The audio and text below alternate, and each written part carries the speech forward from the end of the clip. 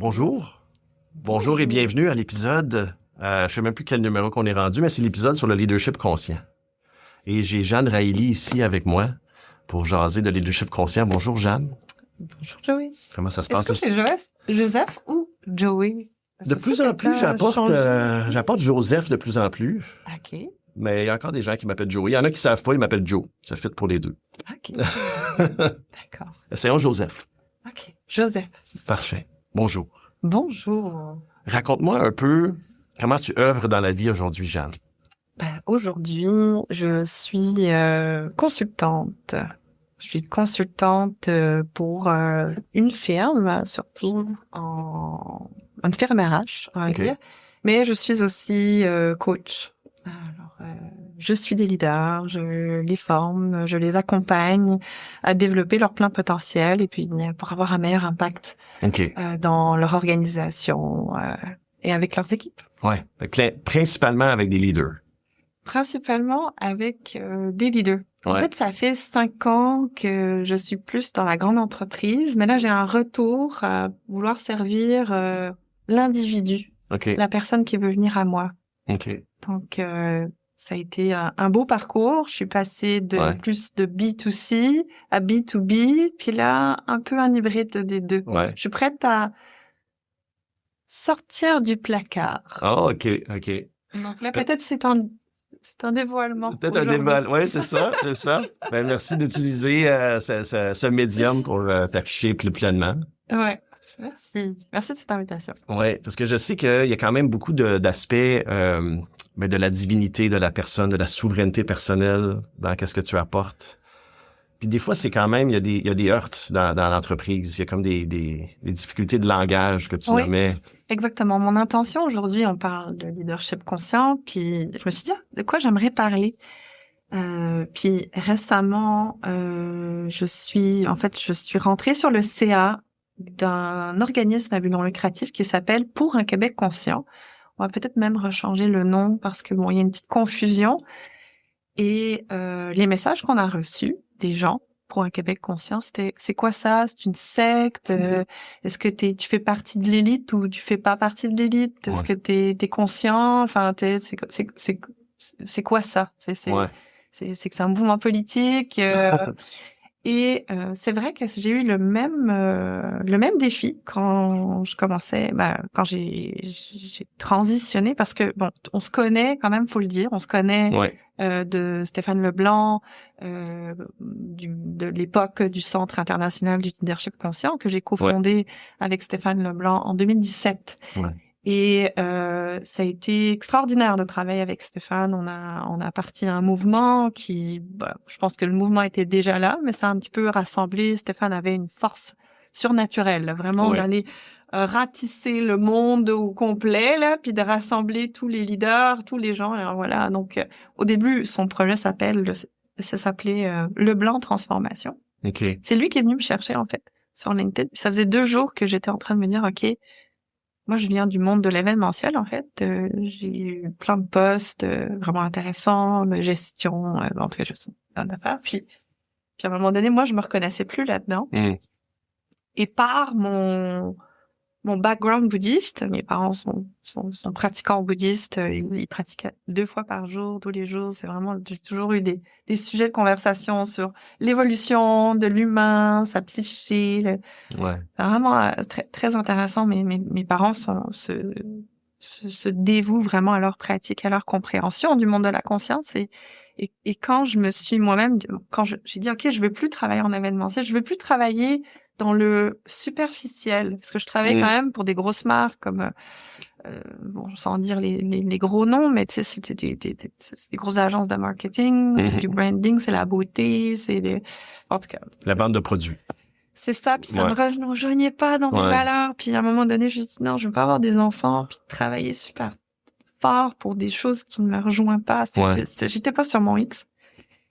Et donc, quand j'ai défini un jour en coaching que je voulais élever la conscience dans le monde des affaires, je suis pas venue dans le monde d'une éducation bouddhiste pour arriver à faire juste travailler les contenants. J'avais besoin, j'avais envie d'amener du contenu. Et donc, 2 jours plus tard, une fois que j'ai défini ça en coaching, Stéphane m'a contacté sur LinkedIn. La résonance a fait que son travail. Ouais. D'ailleurs, c'était vraiment, j'ai trouvé comme genre, c'est ça que je veux faire. Ouais. C'est c'est vraiment ça. Et donc, Stéphane m'a contacté sur LinkedIn. Il m'a dit, hey, j'ai vu ton profil d'organisatrice d'événements. J'aimerais vraiment besoin de quelqu'un pour m'aider dans mon projet. Son projet s'appelait Le Blanc Transformation. Je dis, OK, parfait, aucun problème. Moi, je suis une Ennéagramme 2, je suis dans l'aide, je vais l'aider, je vais être sa doula, pas de problème. J'ai une mission. Non, je veux que tu fasses partie du truc, je veux vraiment. Alors, je fais OK. Alors, à ce moment-là, on va changer on va changer le nom, on va changer la mission, on va tout ça. Donc, on a co-créé ça, qui a créé comme un beau vortex et c'était magnifique. Très inspirant d'ailleurs. Moi, ça m'a transporté qu'est-ce que vous aviez bâti ensemble. Ouais, c'était beau. Puis j'ai eu la chance de rencontrer des mentors, des leaders dans la conscience au niveau mondial, comme Raj Sisodia qui a cofondé en fait le Conscious Capitalism, qui est vraiment comme de dire OK, comment on peut amener le capitalisme à devenir conscient. Et c'est des beaux piliers là-dedans. Richard Barrett, les Barrett Values, enfin plein d'affaires. Et puis je me suis fait piner Nelly Mabat, surtout qui est devenue ma mentor en Shakti Leadership, qui est devenue une de mes spécialités en leadership féminin par la suite. Ouais. On en parlera tantôt. Ouais, certainement.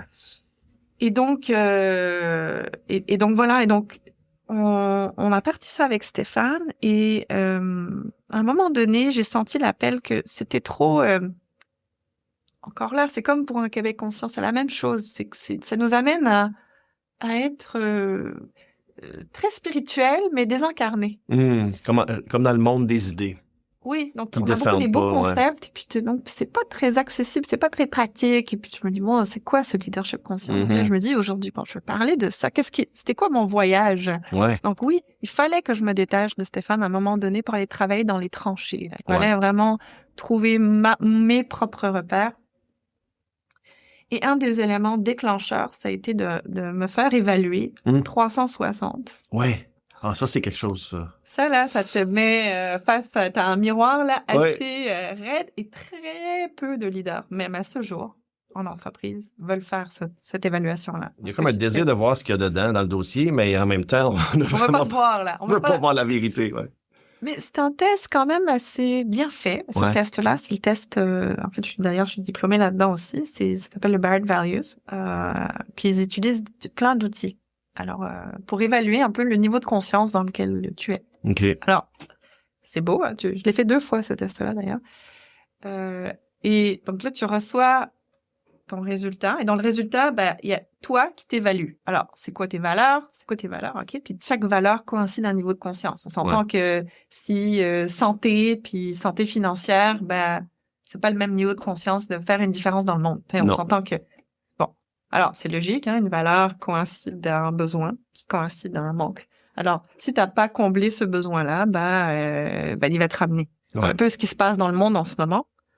C'est une crise de conscience. C'est des valeurs, en tout cas, ils viennent d'une valeur peut-être potentiellement limitante. Ouais. Une pogne là, tu sais. Avec des besoins qui sont clairement pas rencontrés. Exactement. Puis, dans le fond, puis pour évoluer, le mot assez est très important. C'est quoi le trop, c'est quoi le assez? C'est vraiment un élément très important dans l'évolution de notre conscience. Là, puis bon. Puis c'est sûr que dans notre société judéo-chrétienne, il y a un blind spot, c'est notre ego. Ouais. Elle a été démonisée, comme quoi c'était pas bon, t'as pas d'ego, t'as pas besoin, comme juste sois bon avec l'autre, sois gentil, sois nana. Sublimation totale à l'être là. Et donc c'est un peu ça le leadership conscient, ça nous amène dans un monde d'altruisme, donc de papillons. Alors on a oublié la phase chenille, tu sais. À un moment donné, il faut que tu te ramasses de l'énergie pour donner. Tu donnes pas à partir de carence. Et moi ça a été ça mon grand moment d'éveil.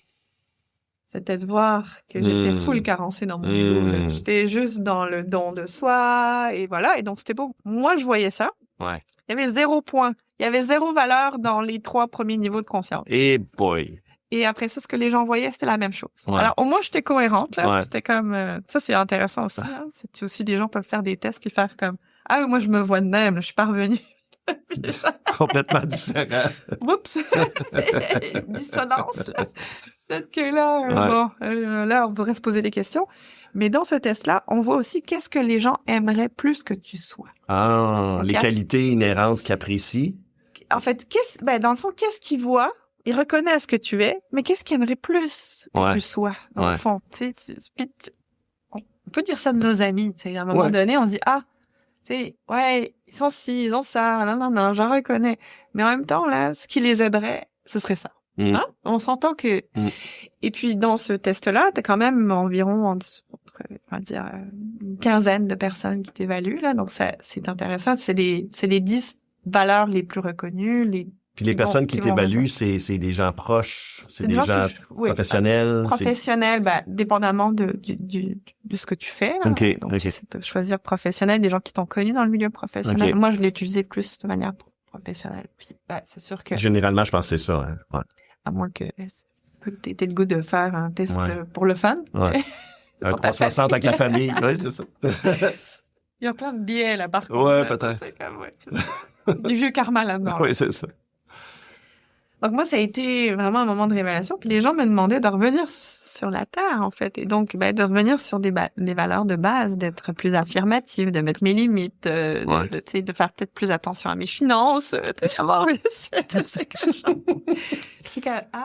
blind spot de plusieurs, ça, les finances, je pense.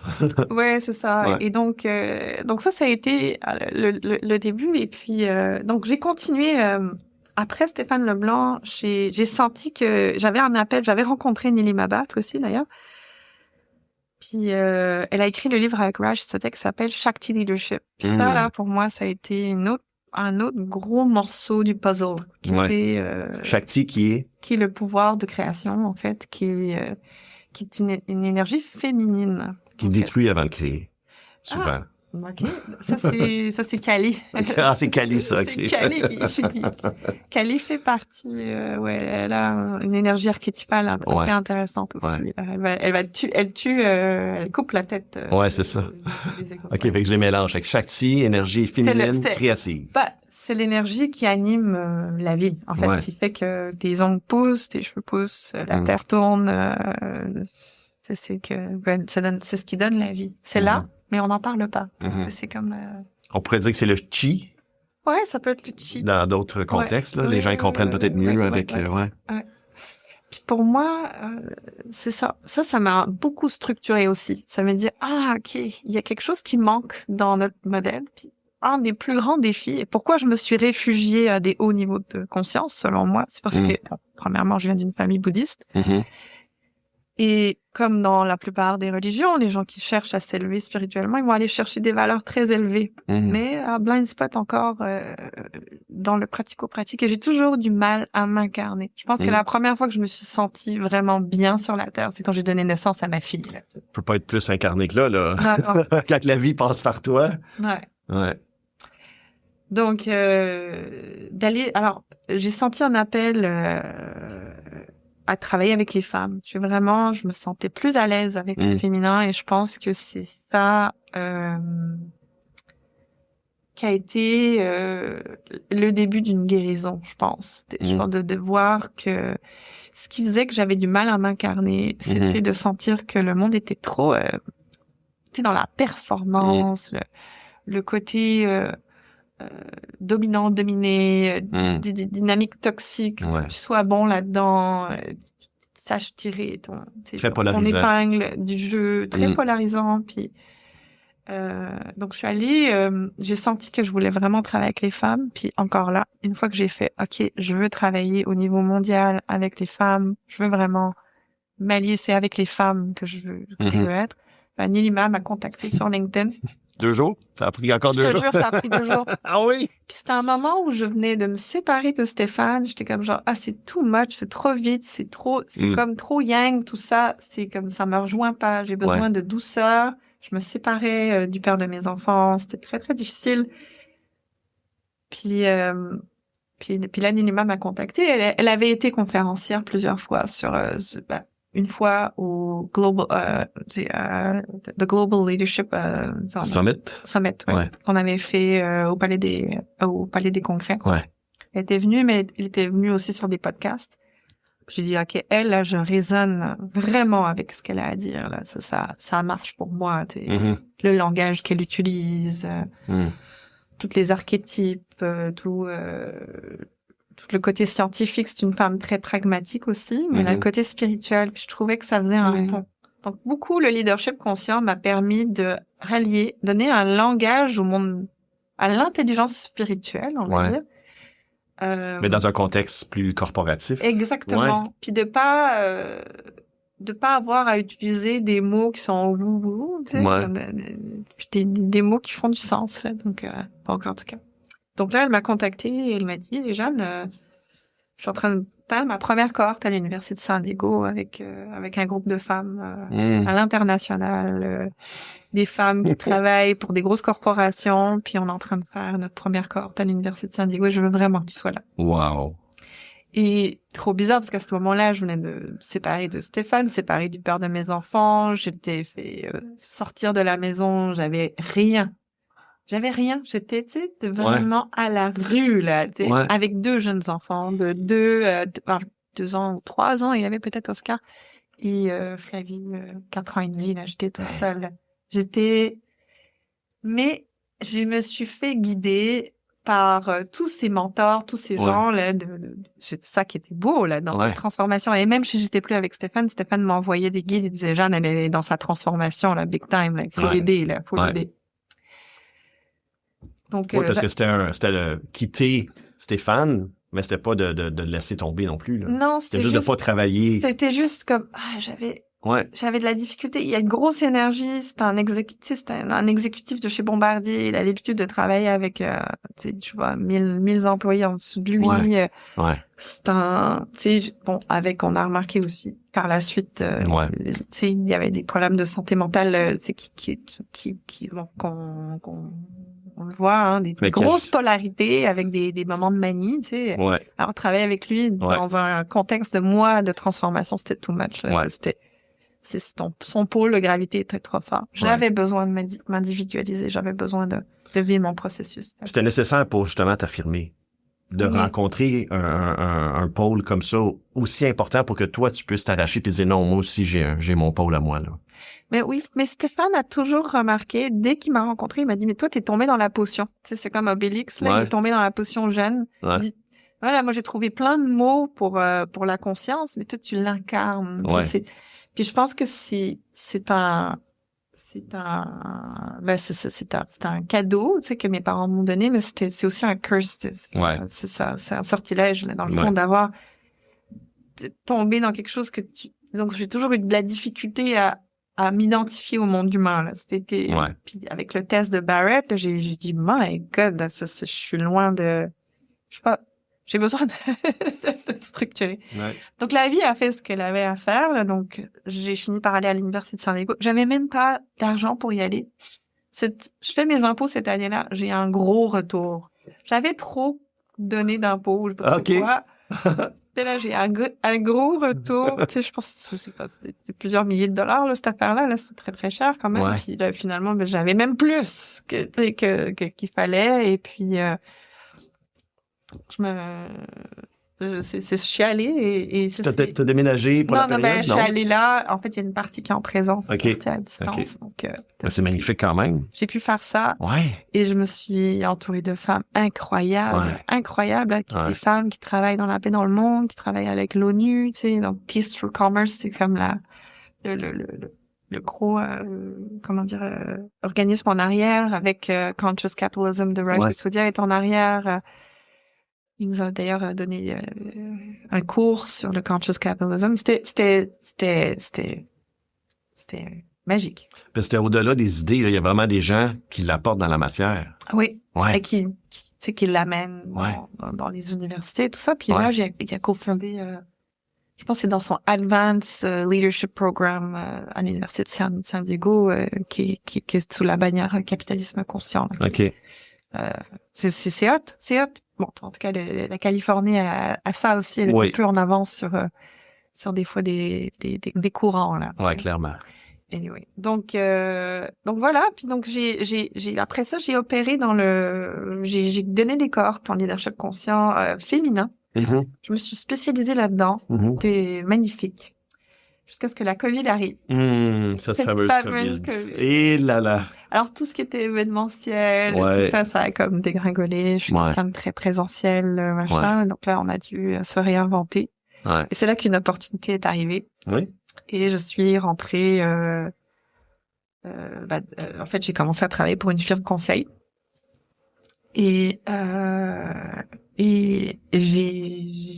mon premier contrat était pour une mine. OK.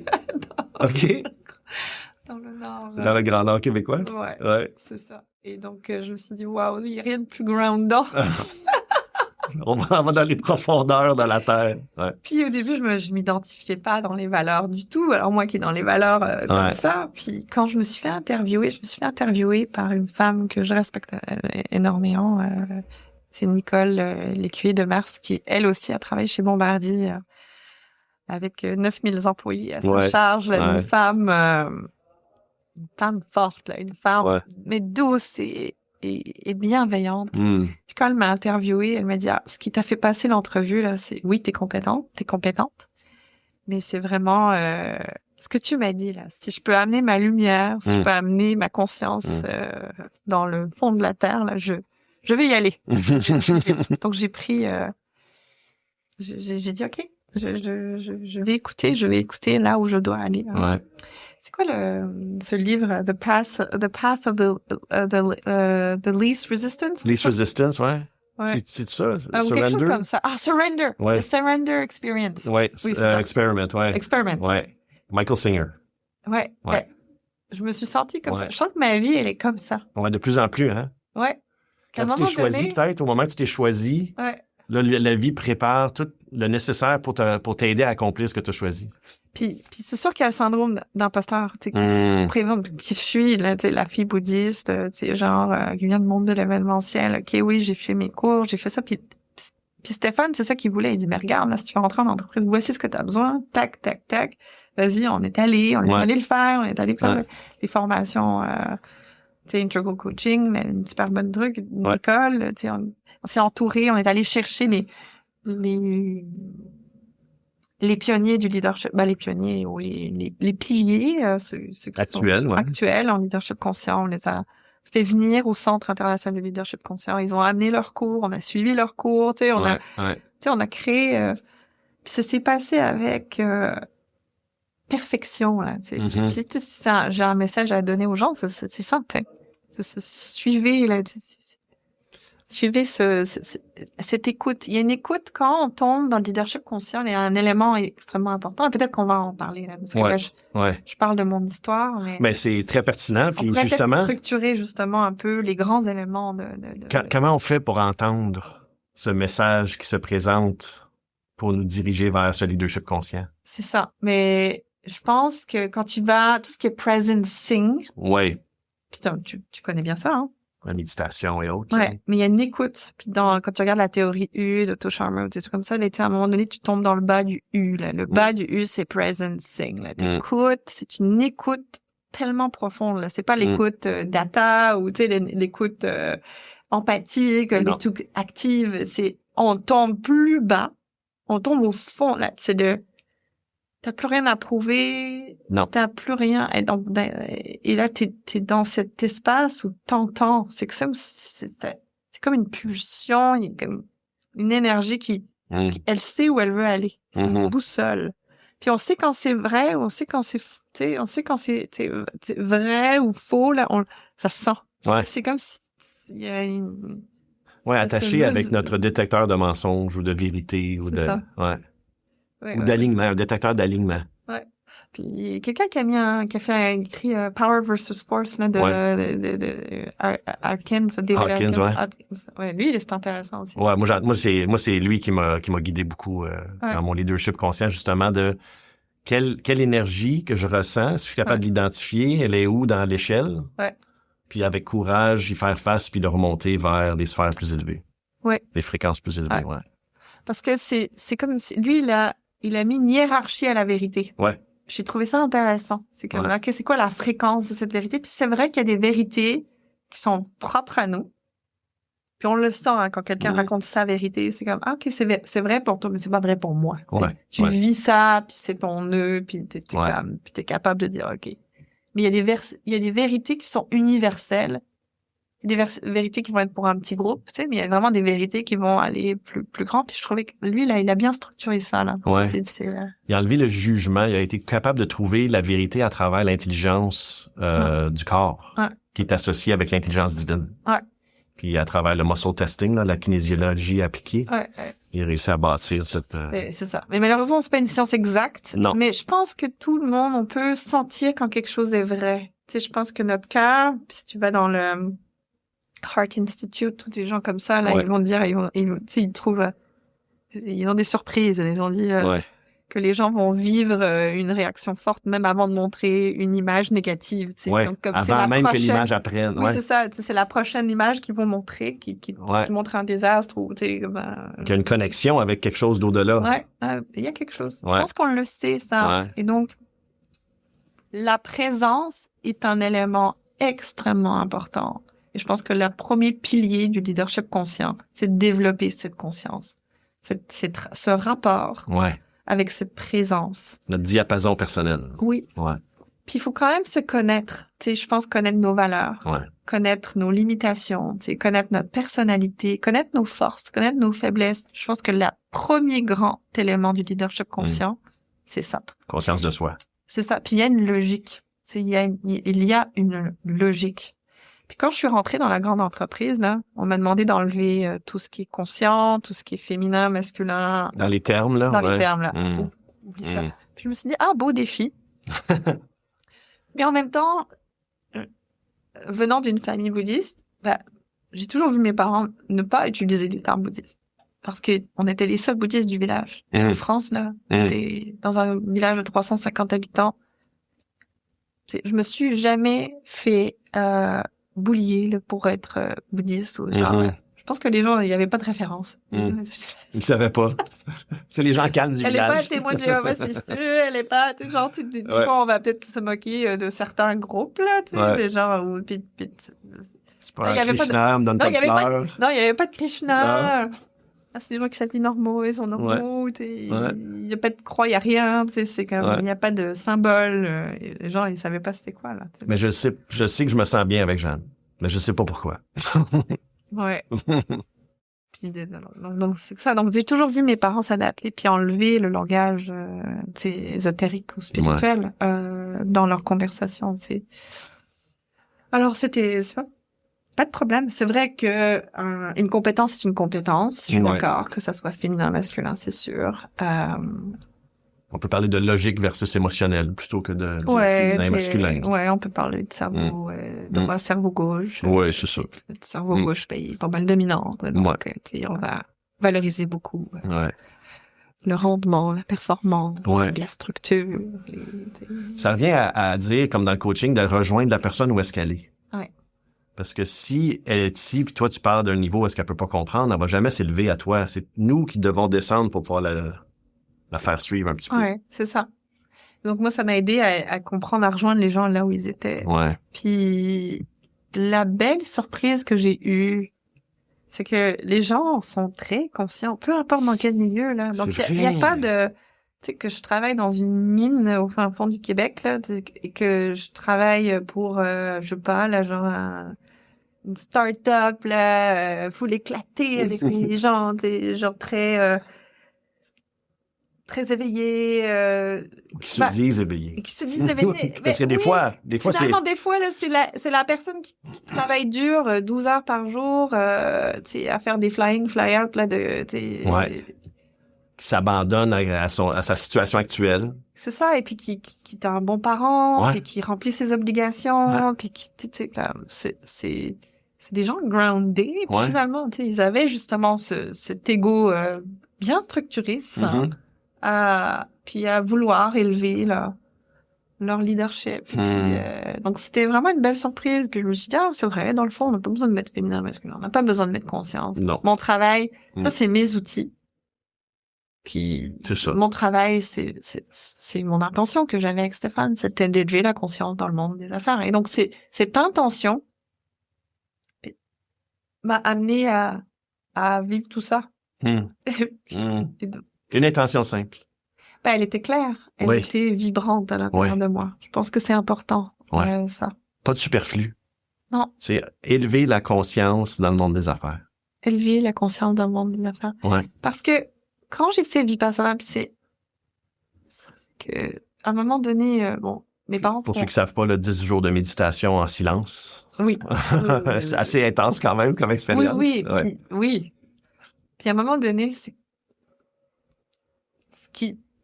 dans ce silence-là, ça jase. Ça change C'est pas très tout. silencieux, Non. finalement.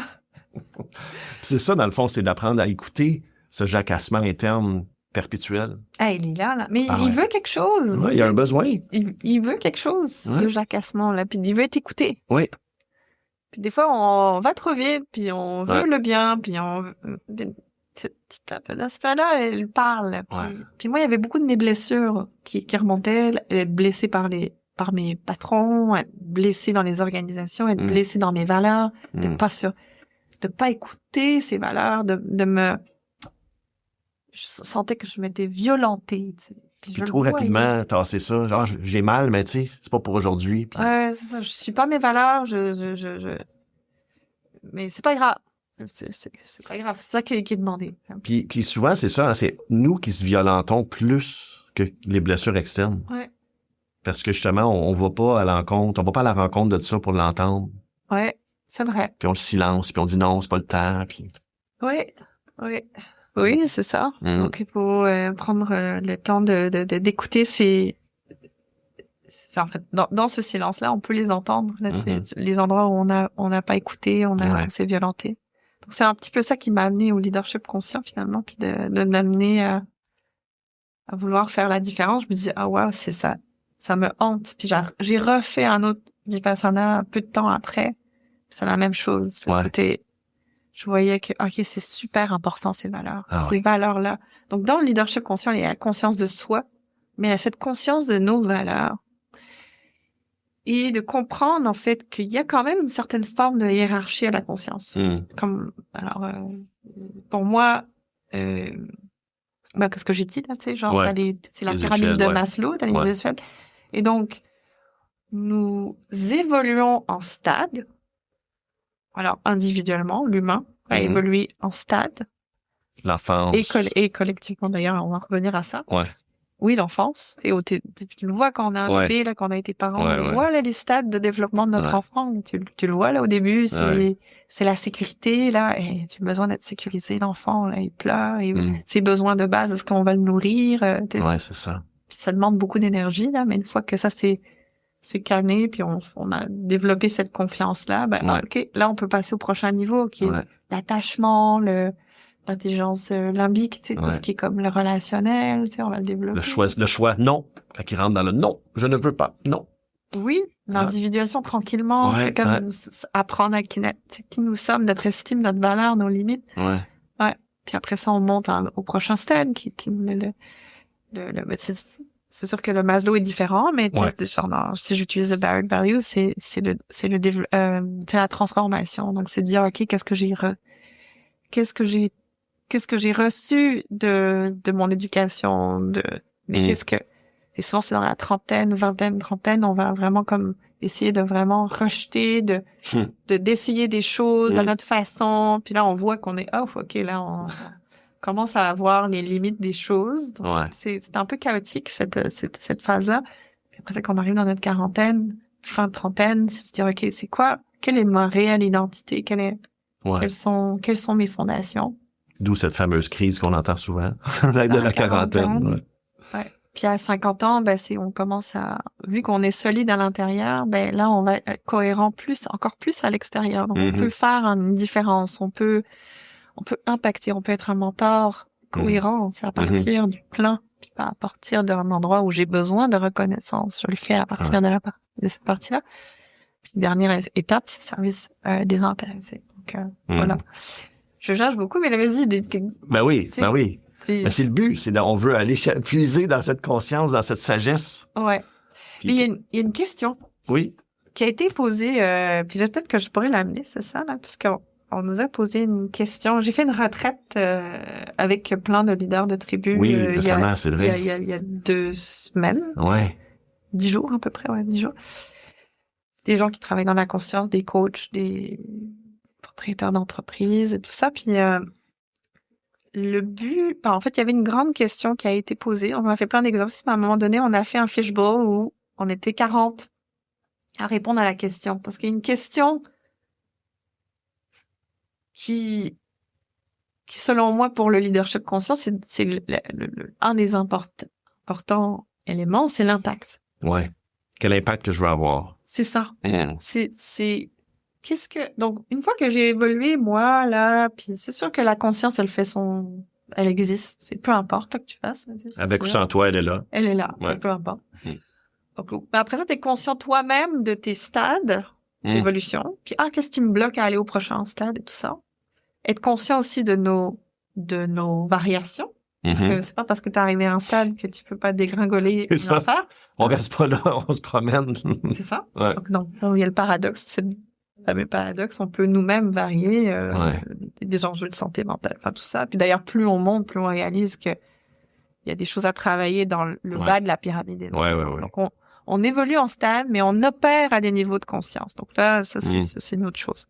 Donc la question qu'on a posée, c'était qu'est-ce qu'on peut faire pour faire émerger la conscience au Québec. Qu'est-ce qu'on peut aider? Comment on peut aider? Est-ce que ça soit peut-être plus une pouponnière ou un endroit où on peut cultiver ou être un exemple pour le reste du monde? Ouais. Et toi, je vais poser cette question à toi. Quel impact? Comment que je... c'est une très belle question. Merci. Comment on pourrait faire émerger la conscience au Québec au niveau collectif, au niveau comme collectivement ou comment moi je peux le faire?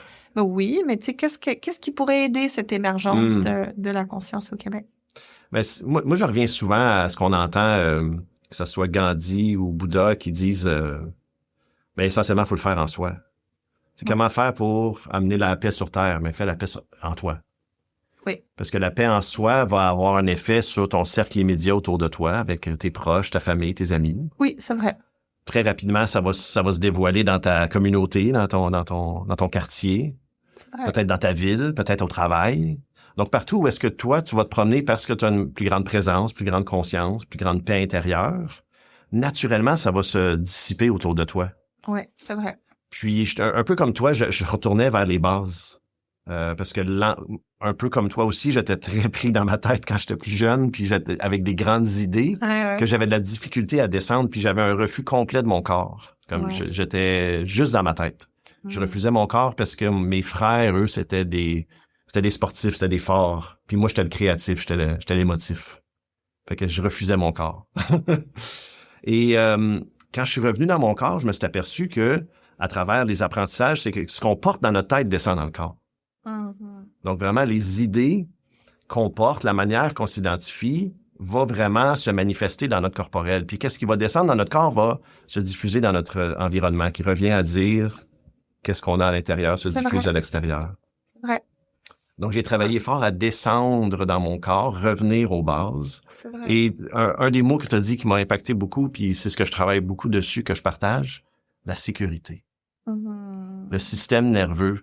Je faisais tellement de choses, j'avais l'impression de ne pas faire la bonne chose, puis j'avais l'impression de ne pas le faire assez ou assez bien, que j'arrêtais pas de me diversifier.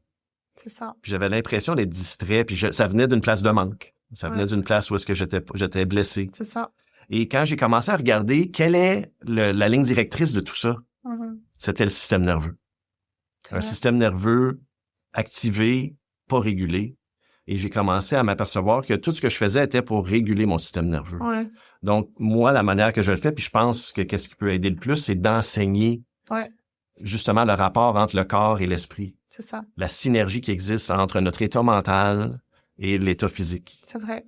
Et quand on crée cette sécurité-là, cette régulation-là, quand on enseigne comment se réguler, avant de réagir, puis de, comme Viktor Frankl, il dit, créer l'espace entre le déclencheur et la réponse, c'est là que notre liberté existe. À travers la régulation, la respiration, puis beaucoup dans le somatique. Avant, c'était très mental pour moi, c'était auto-hypnose, méditation. De plus en plus, j'emmène ça dans le somatique, la respiration profonde, l'exposition à la chaleur, au froid, les contrastes. Puis vraiment créer une sécurité dans le corps pour se déposer pleinement.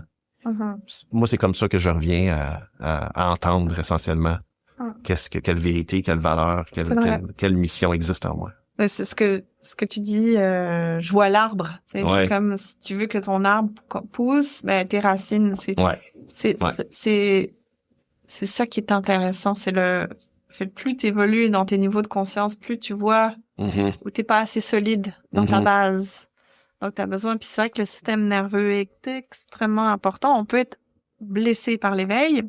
Ouais. J'avais écrit un article là-dessus à un moment donné. Tu peux être blessé par l'éveil parce que t'arrives. Puis je pense que moi là, quand j'ai atteint un moment d'éveil à un moment donné, j'avais 19 ans. J'étais allée faire un pèlerinage bouddhiste avec mes parents au Japon, puis à un moment donné, je sens cette oneness consciousness là, je sens la paix avec tout, puis c'est une fréquence tellement forte là, puis je voyais, il y avait même un canard sauvage là qui était venu à côté de nous, tu sais, il y avait comme, puis il y avait, comment dire, je me suis dit c'est normal. Alors que c'est pas normal. Je veux dire, c'est dans un monde humain, mais quand t'es tellement bien, t'émanes une énergie. Ouais. Je me sentais il y avait des gens de tous les coins du monde, puis c'était vraiment, c'est clair que je les connaissais. Il y avait pas cette illusion était brisée. J'avais pas besoin d'être amie avec eux, puis d'avoir développé une conversation, et puis c'était mes amis. Ouais. La montagne, le soleil, tout était un, là. Puis c'était beau, là. C'était vraiment comme une paix profonde. Il devait pas avoir beaucoup de dialogue dans ton esprit à ce moment-là. Ouais. Puis c'était vraiment, puis la façon que j'ai réussi à y arriver, c'était en faisant la paix. Avec chacune des choses. Donc mon système nerveux était quand même très bien, là. Quand je suis revenue à Montréal. Pas facile de revenir de ça. Non. Ce qui est une dissonance totale, là, ça marche pas, là, on n'est pas là. Alors, c'est le travail d'une vie, hein. Donc, ce système nerveux-là, c'est vrai que ton travail, c'est de méditer à chaque jour, d'avoir une pratique régulière pour revenir dans le corps est essentiel. C'est les racines qui permettent à ton arbre de grandir. Ça, je suis d'accord avec ça. Moi, je pense qu'on peut pas passer à côté. Non. C'est parce que nous sommes humains. Ouais, c'est ça. On vient avec le corps, là. C'est ça. On a les systèmes, tous les systèmes digestifs, le système immunitaire, le système nerveux, ils ont leurs besoins. Ouais. Puis si on les oublie parce qu'on est toujours pris dans notre tête, moi c'est ce qui m'est arrivé, j'ai brisé mon corps. J'avais hernie discale, j'avais dépendance à l'alcool, j'avais une douleur chronique, une anxiété permanente que je savais même pas, mon baseline c'était de l'anxiété. Je savais même pas comment descendre dans le calme. J'avais toujours de l'adrénaline, du cortisol. Ouais. J'avais pas besoin de dormir, moi. Ouais. C'est ça. Puis c'est sûr que quand on veut être dans le leadership conscient, on veut le bien. Là. C'est vrai que je pense que chaque humain, quelque part, veut. Et en voulant, on en veut plus que le client veut. C'est à un moment donné. Je réduisais mes prix, j'augmentais le temps que je donnais. C'est ça, à un moment donné. Revenir. Puis moi, je pense que c'est ça qui m'a énormément aidé, c'est de travailler pour la grande entreprise au rythme des entreprises qui sont très terres, très lentes. Mais en même temps, il y a toujours des moments de prise de conscience. On est capable toujours d'avoir des moments de lucidité à n'importe quel niveau de conscience. C'est que même au niveau 1 de survie et de santé, il y a de la conscience. C'est pas, tu sais, c'est pas vertical. C'est un peu c'est en arborescence, là. Oui, c'est pas. Puis ton truc vertical, tu peux le coucher là à un moment donné. Oui. Parce que tout niveau de conscience contient tout niveau de conscience contient des niveaux de conscience. Ça c'est très bouddhiste. Donc un instant de pensée contient les 3000 entités de l'esprit. Donc l'état d'enfer contient la bouddhaïté. Il n'y a pas de séparation nulle part. L'état d'animosité contient autant la bouddhaïté que l'enfer, que tout. Et en fait, dans le fond, il y a la déclinaison des 10 mondes, dans tous les mondes. Et dans ces mondes-là, il est déclinisé. Donc, on dit que, dans le fond, c'est un concept complexe. C'est l'explication du tout est dans tout. Tout est dans tout. Donc, quand les gens me disent, il y a des gens, ce qui se passe dans le monde, eux, c'est le mal. C'est comme, encore là, moi, ça griche à l'intérieur. C'est ça. Tout ce qui est conspiration, la théorie de la conspiration, je suis comme genre, mais oui, mais remettons-le dans la grande intelligence. Ouais. C'est nécessaire. Puis libérons, parce que en fait, moi, j'ai beaucoup de mal à regarder les médias parce que c'est polarisé. Ça me fait mal parce que je commence à penser comme ça. Ouais. Mais oui, c'est vrai, il y a le bien et le mal. Mais faut pas oublier que de pardonner l'inconscient, que la personne qui fait le mal est une victime. On en parlait peut-être avant de commencer. Oui, c'est le triangle dramatique. Ouais. Victime, bourreau et sauveur. Sauveur, c'est ça. Puis que oui, souvent sauveur. Bourreau, victime. Ouais, on commence peut-être par le bourreau, là. Le sauveur. Oui. On le connaît, hein. Ouais. Mais à un moment donné, là, si t'alimentes pas ta victime avec tout d'un coup, tu vas devenir son bourreau. Oui, c'est ça. Tu vas devenir son bourreau, puis là, tu passes par le mauvais, là. C'est ça. Ouais. C'est ça. Oui. Donc, de pardonner, c'est de pardonner ça. D'ailleurs, j'aime beaucoup l'étymologie de pardonner. Quand on met juste un espace entre part et don. Ouais. C'est vraiment le don de ce qu'on est en train de faire. C'est vraiment un cadeau, pardonner. Ouais. Puis pas juste à la personne qu'on pardonne. C'est ça. Mais c'est surtout un cadeau pour nous parce qu'on enlève ce fardeau de jugement. Et quand on médite, je sais pas si toi c'est arrivé, là, mais quand tu médites pendant 10 jours, à un moment donné, tu remarques que la guerre ou tout ce qui se passe dans le monde n'est qu'un reflet macro de notre micro. Ouais. Combien de personnes on a des pensées négatives, on juge des gens, tu sais, c'est comme on les met des étiquettes, on condamne. Tu sais, on fait notre violence à nous. Elle reste encore en forme de pensée. Ben, tu sais, c'est les débuts là. Ouais. Et donc on a à purifier cette pensée qu'on a. Alors ça c'est super important. C'est comment je vais purifier cette pensée là. Il faut qu'on revienne dans notre supraconscient, hein, c'est ça, avec nos techniques. Alors c'est au-delà de la méditation. Ça, c'est une autre technique qui est très importante pour moi. Mais la méditation nous emmène dans l'état nécessaire pour pratiquer ça. Oui. On vient dans l'état du non-jugement et à partir de cet état-là, on peut agir. Oui, c'est ça. Ouais. Alors, ça, c'est très bouddhiste encore. C'est karma, et ça, j'en parle très rarement avec presque aucun de mes clients. Là, non. On parlait de ça, là, mais ça, ce serait l'ultime. L'ultime, c'est de ramener tout dans la divinité. Ouais. Mais c'est ce qu'on fait, je pense, peu importe qu'on le nomme ou non, parce que le divin est inclus dans tout. Oui. C'est comme tu disais tantôt, dans l'infiniment petit, on va avoir l'infiniment grand. Oui. On va être caché dedans. Donc, peu importe, même si on le fait consciemment ou non, on le fait quand même au service du divin. Oui. Ouais. Alors, quand on parlait de comment faire émerger la conscience au Québec, ben c'est sûr qu'on on arrive tous avec notre karma. Le Québec a son karma. Ouais. Hein, c'est ça. Toutes les règles en place, la lourdeur du système, c'est comme oui, on est rendu à un certain niveau de conscience. Alors c'est ça que je trouve intéressant dans le leadership conscient, c'est qu'il y a une logique en fait. On dit que tout est des vases communicants. Le leader en place va influencer la culture organisationnelle. Ouais. Puis des fois à des clients, je leur dis ça, que je leur explique le modèle. Tu sais, des fois je leur parle de leurs valeurs, tout ça, puis comment ils respectent. Est-ce que toutes les valeurs organisationnelles à tous les niveaux, est-ce que vous en prenez soin, est-ce que vous prenez soin de toutes ces choses-là. Puis donc on a des belles conversations là-dessus. Puis à un moment donné, je leur montre les autres niveaux, puis je dis regardez là, quand vous montez dans l'altruisme, comment ça bénéficie, c'est même à la performance organisationnelle, la mobilisation, à mettre les gens à arriver au travail et donner leur 200% là.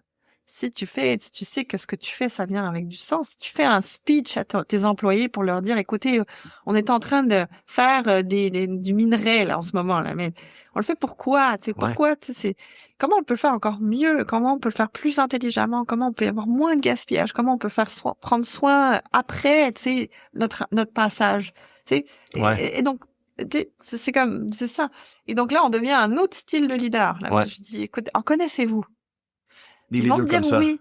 Puis ils vont me dire oui. Ils vont me dire, ah oui, c'est vrai qu'on a eu un moment donné où dans tel département, ils vont les reconnaître. Ouais.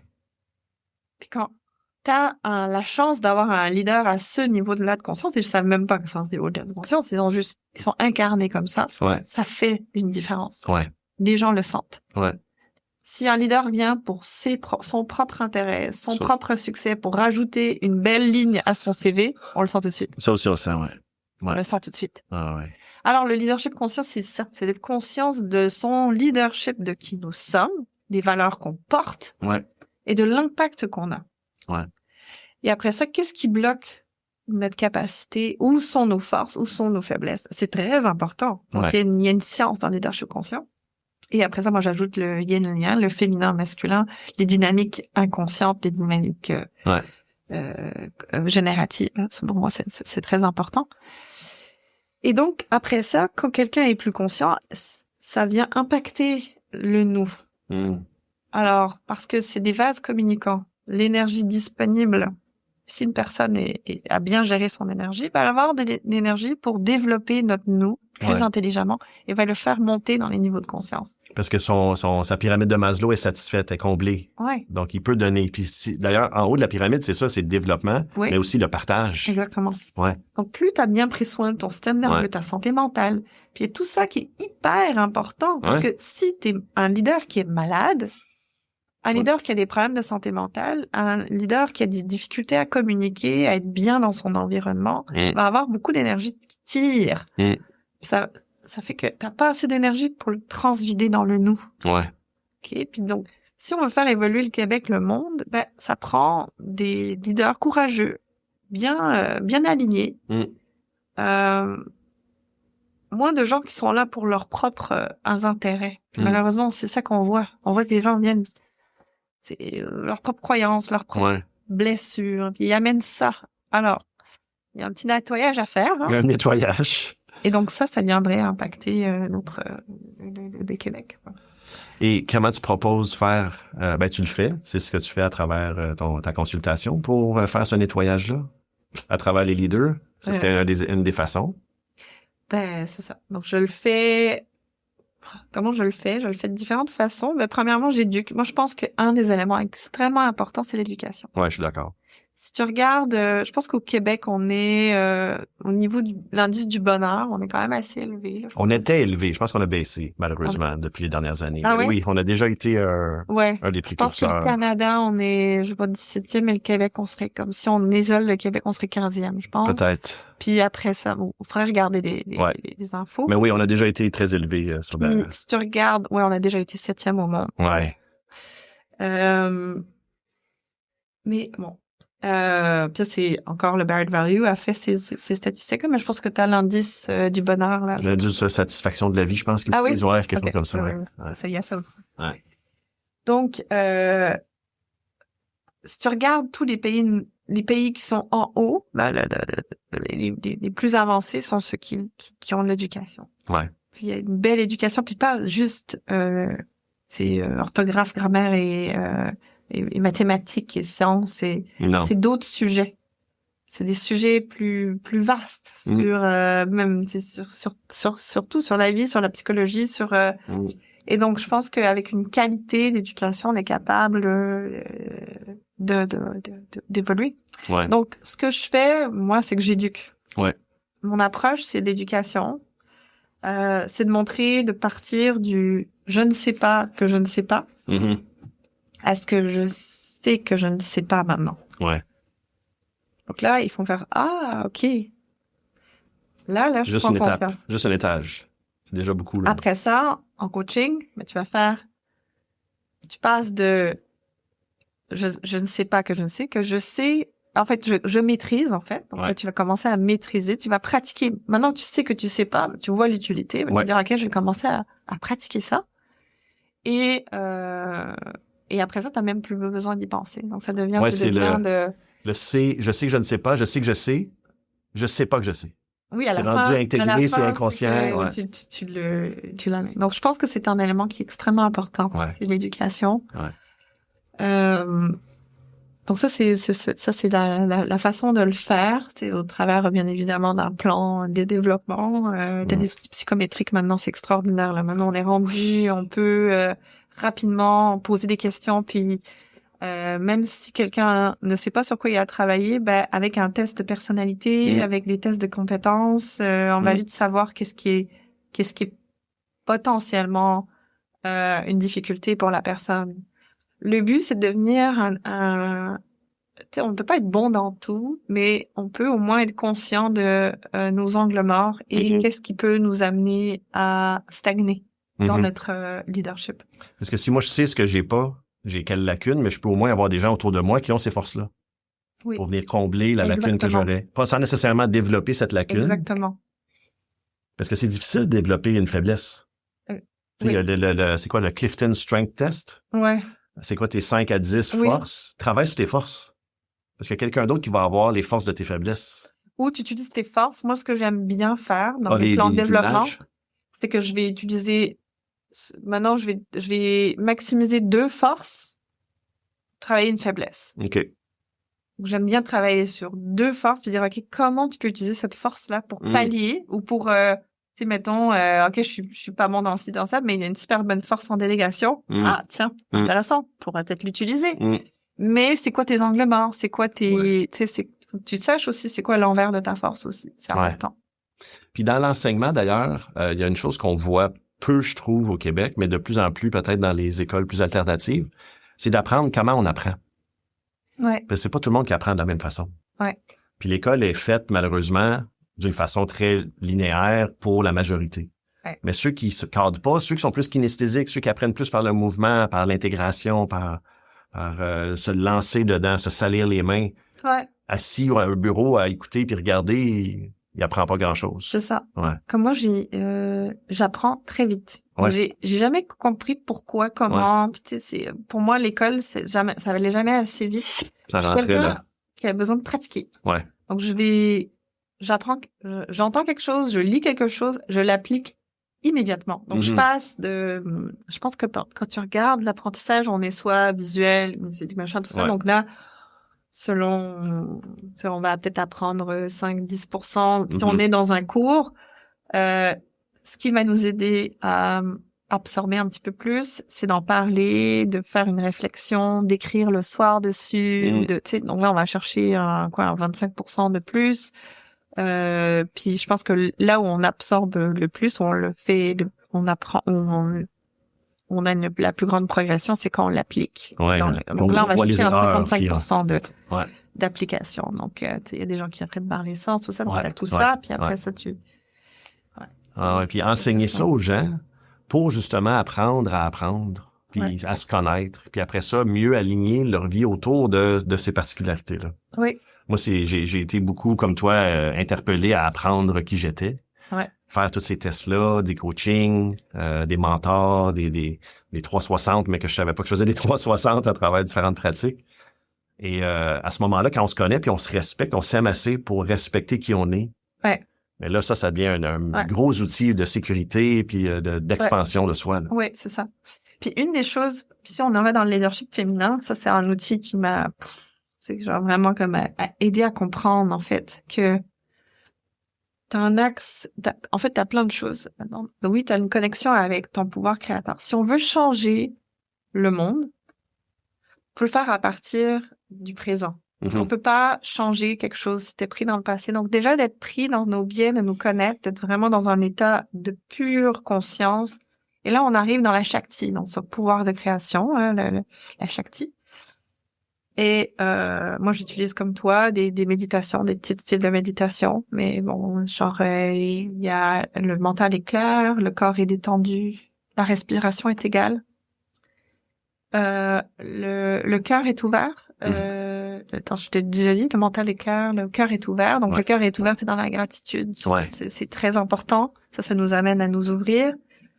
Recevoir. Ouais, c'est ça. Et activer tous nos sens. Vraiment d'arriver dans toute notre pleine présence, reprendre la pleine possession de notre être. Et à partir de là, on se positionne au centre de notre vie. Au centre de notre vie, c'est comme au centre d'une tornade. Et donc, j'amène les gens, des fois, dans un état de méditation, quand ils me le permettent. Je dis, écoutez, vous allez goûter à la présence. Puis, c'est des gens qui vont avoir, ils sont en multitasking, ils utilisent un cerveau qui est capable de performer, mais qui est pas hyper intelligent. C'est quand même un cerveau dirigé vers la tâche. Là. d'amener les gens dans un état ouvrir, de là. présence, c'est comme là, tu rentres dans ton intelligence. Ouais. Et en plus de ça, t'ajoutes plein d'éléments autour de ça, là, mais déjà là, on commence avec ça. C'est Ouais. très important. Déjà C'est beaucoup, là. l'élément numéro 1 Ouais. du Shakti Leadership, Ouais. c'est d'être en contact avec sa Shakti. On n'a pas de burn-out quand on est en contact avec notre Shakti. Ouais. On est dans l'état. Et donc, j'amène les gens déjà dans leur système nerveux, ils vont le sentir. C'est comme, OK, là. Comme tu l'as dit, hein. Alors là, on se pose. Après ça, l'écoute est plus la même. Non. On le sait. La tornade, elle tourne autour de nous, mais il y a quelques pieds entre ce que tu as à faire, tes obligations. Et là, t'as une vue globale. Et la hiérarchie ou la priorité, elle se fait automatiquement. Ouais. On n'a plus à structurer mentalement. Ouais. Il y a un ressenti sur qu'est-ce qui est important. Puis quand tu regardes les gens qui méditent, Non, on fume encore. Ouais. OK. Quand tu regardes le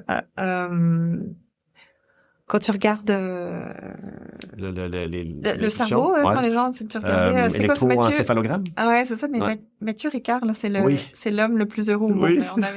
Ils ont mis des senseurs sur sa tête, là, puis ils ont vu, quand il tombe en état méditatif, là, l'activité cérébrale est incroyable. Ouais. Une ouverture, une présence, un accès à tout aussi. C'est ça. Ouais. Et donc, pour moi, là, genre un leader qui arrive à accéder cet état-là, là, waouh, et là, tu prends des décisions éclairées. Là. Oui. Parce que tu vois tous les liens. Tu vois, tu sais, genre, c'est comme, OK. Tu vois tous les liens. Puis les impacts de chaque décision. Exactement. C'est que tu le vois, tu sais, genre, puis c'est un peu plus lent, parce que notre néocortex est lent. Ouais. Il est lent, notre néocortex. Et si on prend des décisions à partir de notre limbique, là, il y a quel âge, ce cerveau-là? Il y a des millions d'années.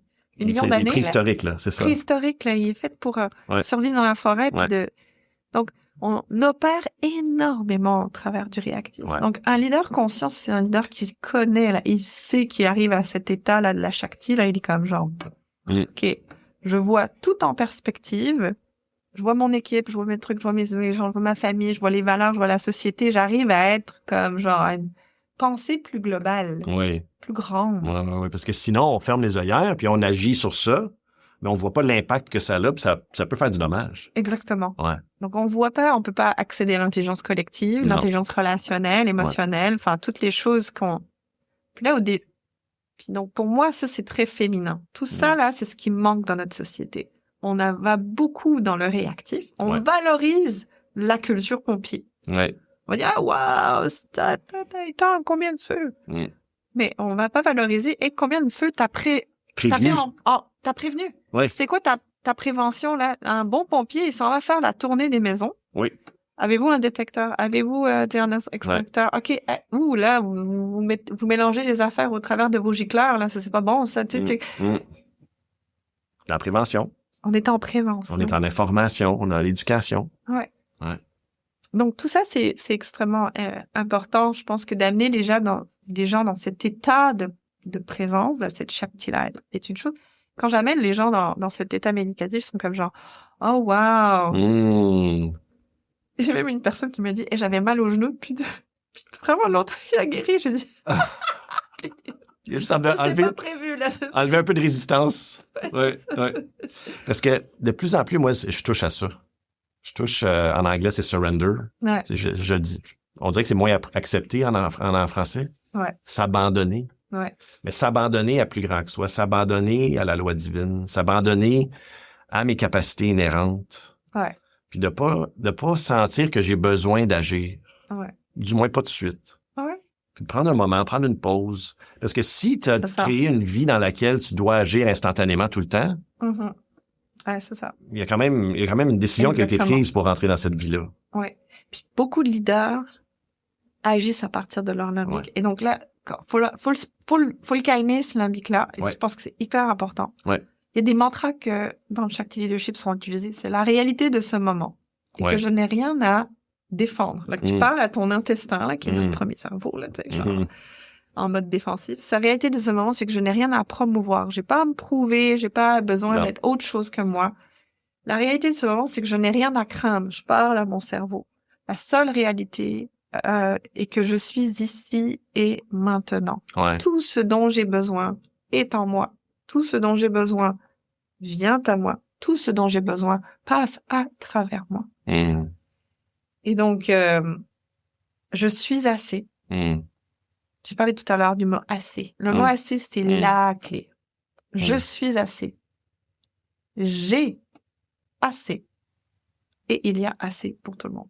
On s'entend que la souffrance dans le monde, ça vient d'un poverty consciousness, que j'en ai jamais assez. On s'entend que tes multimilliards, là, tu les amèneras pas dans l'au-delà. Non. Il manque pas de nourriture. Il manque juste une gestion écologique de la nourriture.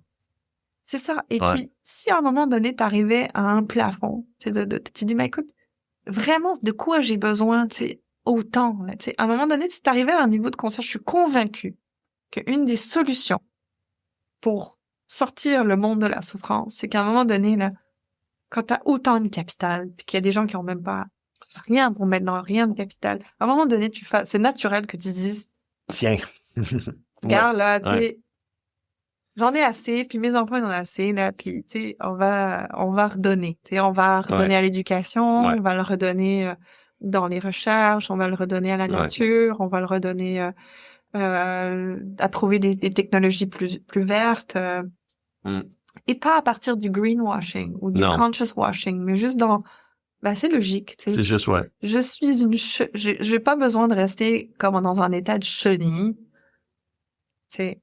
Oui, parce qu'un papillon, il peut pas transporter tant que ça, là. Donc, il abandonne besoin. le reste. Il dit, gars, de toute façon. C'est ça. J'ai assez à manger aujourd'hui, j'ai pas besoin de plus que ça. C'est ça. Puis quand on revient réellement à ce qu'on a de besoin versus ce qu'on veut, puis là, on retourne dans la pyramide de Maslow, on n'a pas besoin de tant que ça. On n'a pas besoin. Avant, on disait que ça te prenait un salaire de 5 000. Bon, maintenant, avec l'inflation, on va dire, c'est plus 15 000. Peut-être un peu plus. Oui, c'est ça. Mais curieusement, dans les pays où avec l'indice de satisfaction de la vie ou de bonheur le plus élevé, c'est pas les plus riches. Tu parles de quoi, du Bhoutan? Peut-être, ouais. Mais je pense pas qu'ils sont si élevés. Peut-être. C'était le Bhoutan, je pense. Ouais, un des Bhoutans, mais c'est... oui, je pense que c'était le Bhoutan. C'était le Bhoutan qui était le plus élevé dans l'indice de satisfaction et de bonheur. Ouais. Essentiellement un pays pauvre, là. Pas tiers-monde. Mais t'as quand même les pays comme la Finlande, Norvège. Puis d'ailleurs, eux sont beaucoup dans l'éducation, sont beaucoup dans apprendre comment j'apprends. Ouais. Il implique même en Norvège, il y a une école, en Finlande, je pense qu'il y a une école primaire qui ont demandé aux élèves comment vous voulez qu'on bâtisse l'école. Ouais. Il était impliqué dans la création de l'école, il était tellement plus présent dans tous les cours, parce que c'était leur école, littéralement leur école. Ouais. Ça a été bâti selon leurs besoins de jeu, de mouvement selon les âges. Ouais. Jusqu'à ce qu'on arrive en 6e année, puis là, on pouvait comme passer plus de temps assis à apprendre. Mais les premières années, ça donne quoi d'apprendre l'alphabet? Puis quand tu regardes la philosophie de Waldorf, là, c'est Steiner, c'est pas mal ça, être dans le corps, Montessori. Montessori, c'est tout fait dans cette chose-là. Donc c'est sûr que l'éducation est extrêmement, extrêmement, extrêmement importante. Si on veut élever le Québec, mais je pense que une des choses, à un moment donné, j'ai eu une conversation avec ChatGPT, on a sur le spiral dynamics, puis de regarder en fait où est-ce qu'est rendu nos voisins américains. Ils sont plus dans un mode survie, on va dire. C'est très rapide. Ouais. Donc là, tu sais, c'est très volatile, c'est très incertain, c'est très rapide. Puis nous, on a un système plus néo-démocrate très... c'est plus lent, il y a plus de règles, il y a plus de... Tu sais, c'est comme...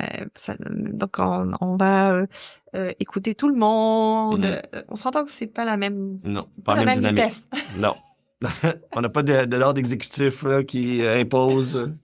Mais en même temps, je disais, tu sais, j'avais une conversation, puis je me dis, bon, parce que des fois, je conduis pendant 5h30, puis là, je me dis, je peux parler, tu sais, tu mets il te parle, puis t'as une conversation sans C'est spécial quand même, hein? C'est vraiment une conversation sur qu'est-ce que ça nous demanderait en tant que société, tu sais, en tant qu'individu, les entreprises, comment on pourrait apprendre de nos voisins tout en ayant un système très lourd, comment on peut puiser dans des ressources existantes, notre système pour aller plus vite. Parce qu'il y a beaucoup de talent au Québec. Oui. Puis au Canada. En fait, on est quand même assez élevé en niveau de conscience. Ce qui nous freine le plus, c'est la peur. La peur qui va nous manquer. En fait, c'est parce qu'il y a beaucoup, beaucoup, beaucoup de règles en place. Ouais. Ça, c'est basé par la peur. En fait. Ouais.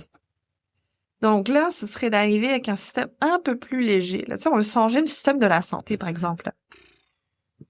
Tu sais, pourquoi on n'aurait pas des applications, tu sais, qui dit, OK, tu sais, maintenant c'est ton tour. Mais on en avait une, au fait, puis on a arrêté de la financer. Oui, exactement. C'est ça. Et parce qu'on avait peur ça allait frauder, on avait peur que si. Donc, tu sais, comment on peut augmenter peut-être la confiance dans notre système? Tu sais, comment on peut... Et c'est ça, Mais c'est encore une fois, c'est revenir à l'individu qui prend la décision d'installer ces systèmes-là. Ouais. Parce que là, il va agir, lui, à partir d'une place de régulation et de cohérence, au lieu d'agir à partir d'une place de manque et de peur. Ouais, c'est ça. Mais bon, c'est sûr que faut faire les choses intelligemment. Hein. Faut pas que les choses soient hackées dans le système. Puis il y en a de la manière. On n'est pas dans le monde de Kalinours. Puis on fait confiance malheureusement. Ouais. Donc comme le proverbe dit, hein, tu peux prier que tes chameaux se fassent pas voler la nuit, ou tu peux décider de les attacher aussi. Hein, donc je crois que Dieu me protège, mais je vais quand même regarder à gauche à droite avant de traverser la rue. Hein. C'est ça. Et on va attacher le cheval. Là, on va pas la laisser. Non. On va peut-être prier qu'il ne parte pas. Mais bon, ouais. Donc c'est ça. Mais donc c'est ça, cet état de présence dans Shakti, je trouve ça super important. L'importance de se rapprocher, d'intégrer les principes du féminin, du masculin. Je pense qu'une des choses, c'est que notre société, là c'est là que j'arrive plus dans le féminin, c'est que notre société est bâtie dans le patriarcat. Donc même si j'ai dû enlever dans mes mots féminin, masculin, on est quand même dans une société qui est basée principalement sur des compétences, des forces masculines. Et autant les hommes que les femmes sont blessés par ça. Donc même dans les KPI des organisations, on va valoriser la performance, l'hyper-performance même à tout prix. Mais on oublie que, OK, on vit dans la nature, on vit, tu sais, genre, il y a beaucoup de variantes, il y a des variables, on va dire des variables de l'écologie, de l'économie, de la politique. Tu sais, on vit dans un monde complexe.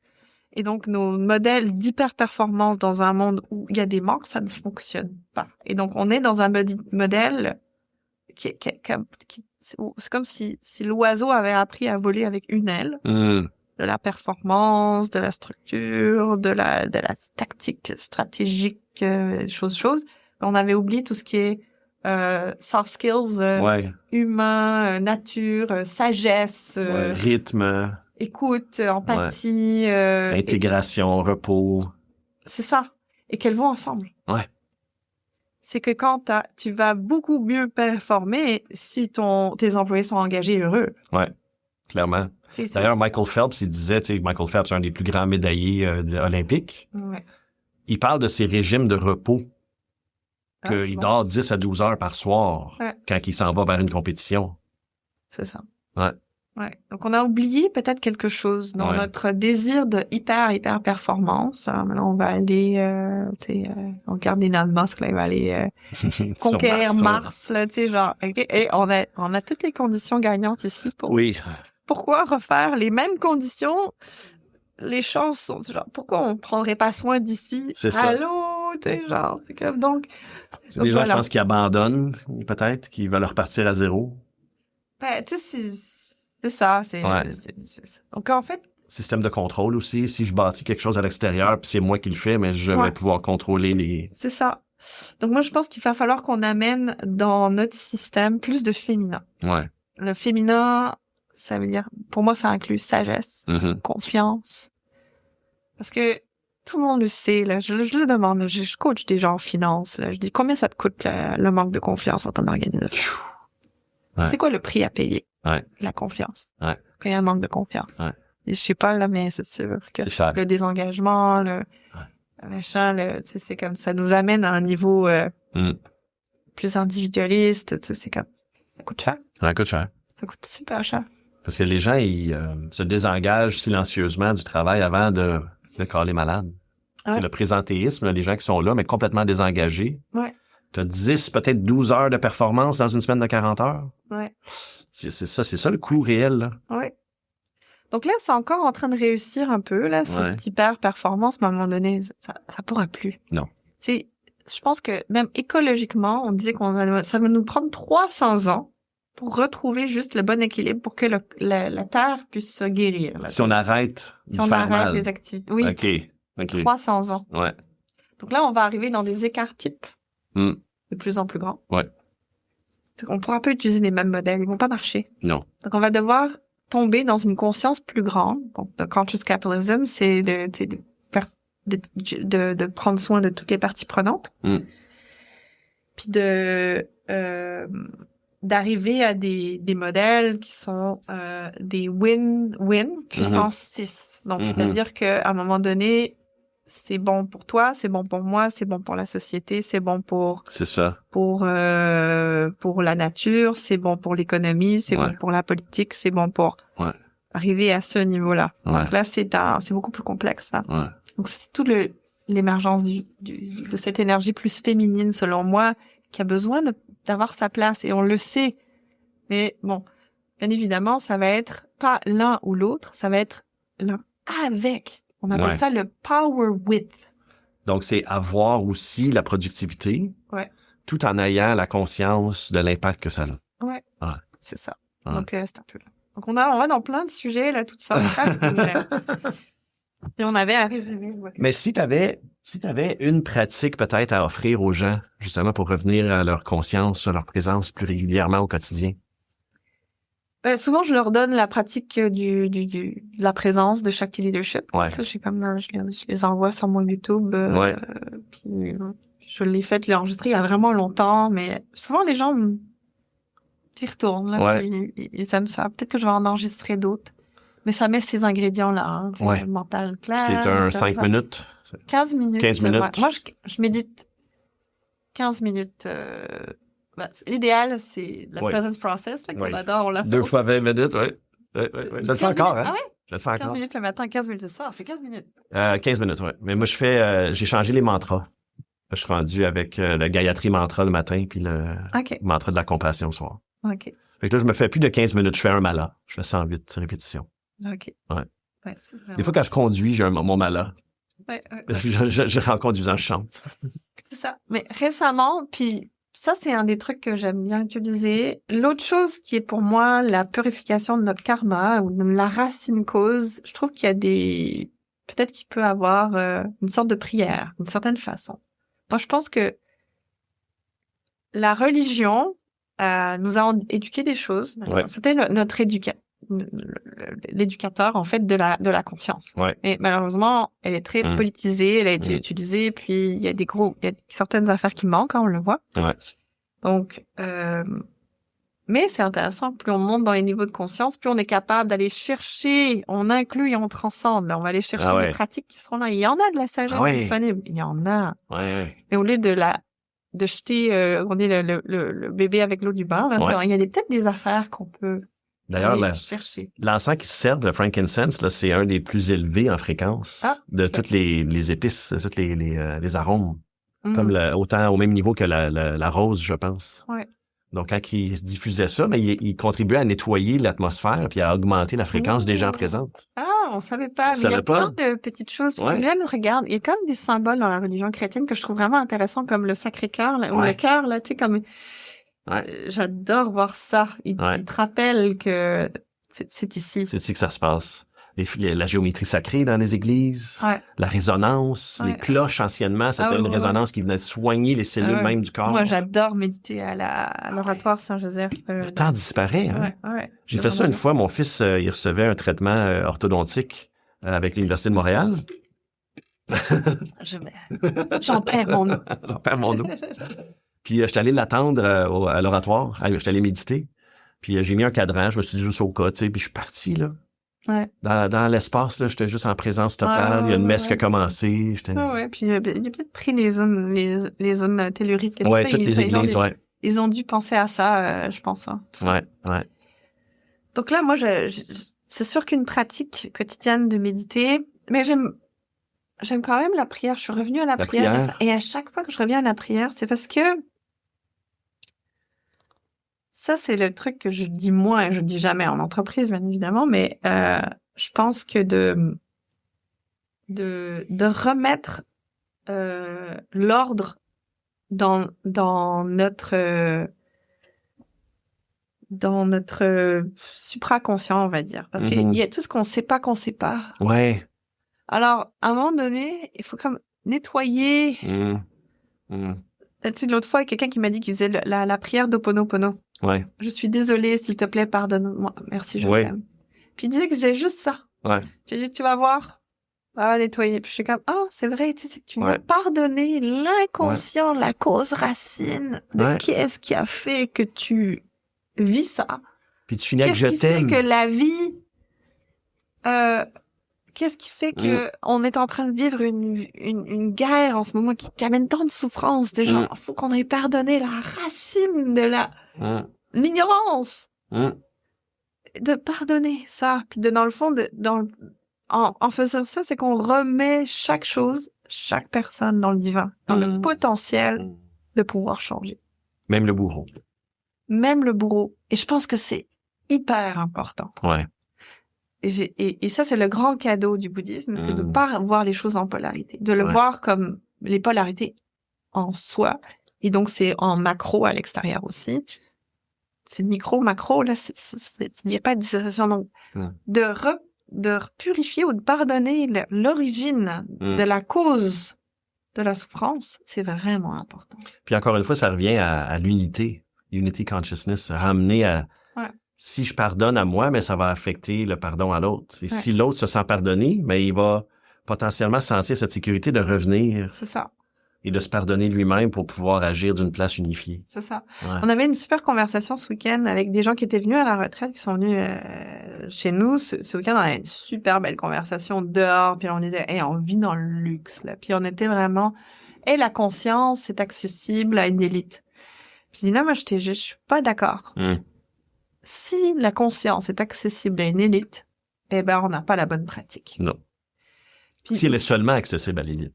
Exactement. Non, et donc, ça voudrait dire qu'il faudrait que parce qu'ils disaient, oui, mais c'est vrai que t'es en mode survie, t'es pas capable d'atteindre l'éveil. Non! Je pense que dans tout état de conscience, on est capable. Et je pense que le Bouddha, à la fin de sa vie, c'est ça qu'il a dit. Il a dit, il faudrait que n'importe qui puisse atteindre, que ça soit quelqu'un qui a des problèmes de santé mentale, que ça soit une prostituée, quelqu'un qui est un bourreau, quelqu'un qui a fait quelque chose. Puis tu sais qu'on a souvent tendance à mettre une étiquette. Eux, là, ils sont pas bons. Tac. Si la pratique qui est accessible n'a pas effet sur ça, c'est que c'est pas la bonne pratique. Non. Alors, c'est pour ça que je trouve intéressant la prière. C'est parce qu'on libère, qu'on voit, c'est qu'on se rappelle que je remets les gens dans leur divinité. Peu importe où ils sont. Ils sont pris quelque part. Peut-être qu'ils sont pris à des bas niveaux de conscience. Mais ça veut pas dire que le plus grand propagateur de la religion chrétienne, c'est Saint Paul. Qu'est-ce qu'il a fait au début de sa carrière? Il persécutait des chrétiens. Il les tuait. Il allait s'en aller en croisade contre eux. Là. Puis là, il s'est fait attaquer. Puis aujourd'hui, il protège les portes du paradis. C'est quand même quelque chose. il est à l'entrée, là. Mais tu sais, c'est intéressant pareil. Alors, faut se rappeler que des fois, c'est pas... On peut se transformer consciemment, inconsciemment. Des fois, c'est une grande crise de vie. Des gens, notre femme qui nous laisse, notre mari qui nous laisse, ou des genre d'une grande maladie. Peu importe. Mais des fois, ça peut être consciemment aussi. Alors, on peut choisir d'avancer. Saint Paul, ce qui est arrivé, je pense qu'il est tombé de son cheval ou je sais pas trop quoi, puis il a eu un near-death experience, je sais pas trop quoi, puis là, Jésus lui a parlé, là. Je pense que c'est ça que l'histoire dit, là. Ça peut être un near-death experience, c'est pas obligé d'aller là. Non. Tu peux le faire consciemment, inconsciemment. Mais il reste qu'il va toujours avoir comme la mort d'un ego ou d'un état égoïque. Si on veut transcender, on laisse mourir quelque chose pour renaître à autre chose. Exactement. Puis c'est pas nécessairement nous qui mourrons, mais c'est un état égoïque, c'est une définition. On change de définition. Puis dans le Shakti Leadership, on va peut-être finir un peu avec ça, parce que je vois qu'on est vraiment une superbe conversation, là, ceux qui sont restés jusqu'à là, wow, là, c'est que merci, la prochaine fois, on fait un masterclass, non pas un masterclass, mais on fait un mastermind. Mastermind, Moi, j'adore les masterminds parce que j'apprends mieux en dynamique que entre je plains les personnes qui nous écoutent. Ils sont en réception. J'adore les masterminds où on est capable de parler tout le monde ensemble. On organise ça, on se le promet. On vous le promet. C'est ça, on va faire ça. J'adore apprendre en ça. C'est vraiment intéressant. Donc, c'est genre dans le modèle du Shakti leadership, donc t'as la Shakti, la présence qui t'amène à la Shakti, t'as l'intégration du féminin du masculin. Donc on a à apprendre au moins à avoir une base, parce que oui, on a nos forces et nos faiblesses, mais une des grosses étapes que j'ai dû faire dans ma vie, c'est que c'était de réintégrer mon pôle masculin, mon efficacité, le truc. Donc, en m'individualisant, tu sais, en me séparant, j'ai eu cette chance-là mais t'es pas obligé de te séparer. Non. T'es pas obligé d'aller à la crise. Non. Mais donc, d'intégrer ton yin-yang, là, c'est bien. De comprendre ces polarités à l'intérieur de nous, c'est important. Après ça, d'utiliser la flexibilité. Donc, la flexibilité est un outil extrêmement important. Tout dans la vie s'adapte. Ouais. Et un bon leader s'adapte. Clairement. Donc, des fois, oui, là, t'es plus KPI, structuré, machin, mais donc, là, il y a quelque chose qui se passe, ton équipe est démobilisée, ça se peut qu'il y a eu, je sais pas, un gros drame qui s'est passé. Tu t'en vas dans ton pôle empathique, là, tu t'en vas dans ton écoute, puis ton 2 heures que t'as pris avec ton équipe, elle va te rapporter. Clairement. Donc, cette flexibilité est extrêmement importante. Et ensuite de ça, il y a la congruence. Être sur son X. Ouais. Et ça, j'adore faire ça en coaching. C'est quoi ton X? C'est que oui, des fois, ce qu'on voit là, dans les tests psychométriques, c'est qu'on voit que la personne est tellement dans son adapté. Ils arrivent, ils avancent dans leur vie, là, puis il y a des problèmes de ménopause, périménopause, des machins, du stress, tout ce qu'on retrouve là dans les gens, là, des problèmes de santé mentale. Peut-être que t'es trop dans ton adapté, là, à un moment donné. C'est ça. C'est faut que tu retrouves ton X. C'est quoi ton X? Ça fait tellement longtemps que c'est dans l'adapté. Ils pensent que c'est ça sa vie. Ils pensent que c'est leur identité. Ouais, non. Mais non. Exact. Tu n'as jamais su t'étais qui. Déjà, avant même que ton... un artiste, et puis t'es comme, c'est important d'être sur son X. Ouais. Puis que, oui, tu vas faire évoluer la conscience, mais c'est à travers tes beaux dessins, au travers de la poésie que tu vas écrire, au travers des tunes, tu sais, c'est comme... Il y a des choses qui vont faire changer le monde. D'être un bon parent. Ouais. On peut choisir de décider d'être parent à la maison, puis de dire, OK, je suis pas carriériste, puis c'est correct. De pas se sentir mal pour ça. Puis d'être correct avec ça. Oui, tout à fait. Il y en a pas d'obligation, c'est notre X. Ouais. Ça, c'est important. Ouais. Et l'autre chose dans le leadership, Shakti leadership, c'est le voyage héroïque. Oui. Qui peut être fait consciemment, inconsciemment, intérieurement, extérieurement, quelle façon de le faire. Mais une des choses que je remarque beaucoup dans les gens qui sont dans la conscience, c'est qu'à un moment donné, tu descends du monde connu, tu tombes dans l'inconnu, et là, tu commences à te transformer, là, puis tu deviens un peu comme addict. Ouais. Oui. À la transformation, oui. Puis là, tu veux tout changer, là, puis à un moment donné, là, non, ça marche pas. Le but, la transformation, le but, notre révélation, c'est de inclure et de transcender. Ouais. Tu t'en vas, tu fais face à tes peurs, tes croyances limitantes, tu viens de découvrir des nouvelles capacités. Puis tu les ramènes, le cadeau, tu le ramènes dans le quotidien, tu le ramènes dans ton entreprise, tu le ramènes dans la société, tu le ramènes pour toi, tu le ramènes pour d'autres gens qui passent au travers de cette difficulté-là. Parce qu'on oublie que le parcours héroïque nous revient toujours à la maison à la fin. Oui. Avec le cadeau, avec l'apprentissage, avec la croissance. Ça. Et donc, des fois, on peut rester pris. Ouais, dans abattre le dragon. Exactement. Puis moi, je l'aime, mon conventionnel, maintenant. Je l'aime, le pratico-pratique. Je l'aime, mon quotidien. J'aime mes finances. J'aime, tu sais, les choses terre à terre, là, je les aime. Moi, mon adapté, j'étais très performant. Mon adapté, je faisais 1000 affaires, j'apprenais vite. Ouais. Et j'ai découvert... Ça va perdre ton eau? Non, mais c'est parce que ça coule un peu. J'ai découvert que je suis quelqu'un de fondamentalement calme, lent. Lent, ouais. Je suis tellement étonné de ça que là, je jouis de ça. Je rentre dans la lenteur, je rentre dans la pause, dans l'écoute, dans la présence. Ouais. Puis j'attends justement l'impulsion pour l'action juste. Ouais. Puis souvent, il n'y en a pas d'action. Ouais. La majorité du temps, c'est juste moi en présence. Ouais. Puis là, soudainement, il y a comme une action juste qui se fait. Puis là, ça se manifeste rapidement. Ce podcast est sorti d'un moment de présence, de lâcher prise, de remettre à plus grand. Puis j'ai senti l'action juste. Ça s'est développé comme ça. C'est arrivé rapidement. Puis je me suis mis à enregistrer. Puis là, boum, j'ai des invités qui n'arrêtent pas d'arriver. De plus en plus de personnes que je sais qui je dois inviter pour le message. Puis on n'avait même pas dans la liste de mes thématiques, ça n'existait pas, le leadership conscient. On est allé le chercher parce qu'il fallait en parler. Ouais. Ouais. C'est drôle parce que hier, on avait notre CA pour un Québec conscient, puis voilà, je sais pas si je peux le partager, mais en fait, on a un défi, c'est justement de parler aux leaders, puis de pas passer pour cette secte là, que je te disais Ouais, au c'est début, ça, là, ouais. tantôt, là, puis de dire, OK, ben... Puis moi, je me suis dit, c'est quoi notre mission? C'est quoi? C'est quoi notre mission? Puis moi, je me suis dit, c'est devenu clair. C'est d'outiller, professionnaliser, éduquer sur c'est quoi le leadership conscient pour que les gens puissent pas l'associer à quelque chose de wou-wou, Ouais. c'est accessible, c'est structuré, c'est... Puis comment moi, je peux aller me faire former? Comment je Ouais. peux devenir peut-être même certifié? Ouais. Puis d'amener ça comme un B Corp, comme un truc là dans Ouais. l'entreprise. Un ISO quelconque, Ouais, mais genre de la comme conscience. une sorte de certification. Puis je le Ouais. sais que si j'applique ces règles-là, je vais devenir génératif d'abondance. Mm-hmm. Je vais plus être dans les dynamiques toxiques, Mm. polarisantes. Je vais être capable d'amener un langage. Je vais faire vivre des valeurs. Je vais faire vivre une culture qui est performante au-delà de ce qui est possible. Parce que quand t'es capable, quand t'as une équipe hyper mature, tu peux le laisser, ça, c'est incroyable, ça vaut de l'or, ça. C'est comme, et donc, je me suis dit, ça va être ça. Ouais.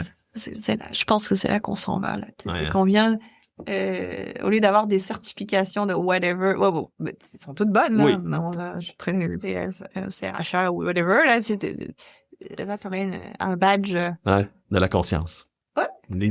T'as un LC qui apparaît à la fin de, de ton titre. Why not?